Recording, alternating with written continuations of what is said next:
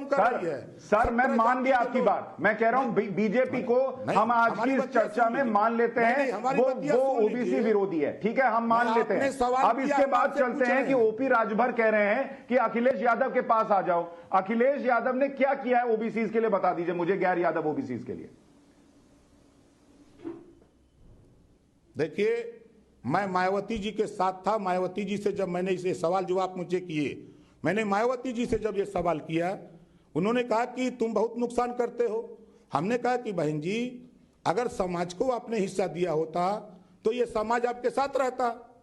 तो मायावती जी ने कहा कि तुम्हारी बिरादरी के नेता हमारे पार्टी में हैं, इनका कर्तव्य नहीं है कि समाज को हिस्सा दिलावें। तो जो पिछड़े अति पिछड़े समाज के जो नेता रहे हैं, इनका दोष है, नेतृत्व का दोष नहीं। मैं यही बात तो कह रहा हूं।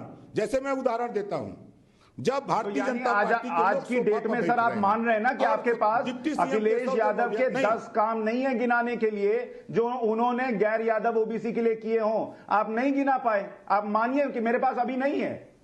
देखिए, मैं नहीं था, नहीं मेरी बात सुन लीजिए, मैं नहीं था, मैं उनके साथ नहीं था, इस नाते मैं नहीं गिना सकता।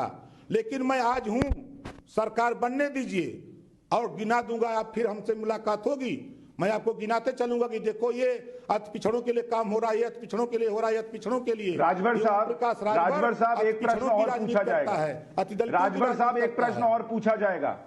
आज आपका समाज, आज आप अखिलेश यादव के 10 काम नहीं गिना पा रहे कि उन्होंने क्या किया गैर यादव ओबीसी के लिए। आपका समाज आज आपसे पूछेगा कि इससे पहले आप जब उनके पास गए चुनाव लड़ने के लिए, उन्होंने आपको नकार दिया, आप तीसरे और चौथे नंबर पर रहे। लेकिन जब आप बीजेपी के साथ मिलकर लड़े तो आप चुनाव जीते और उसके बाद आप अलग हो गए।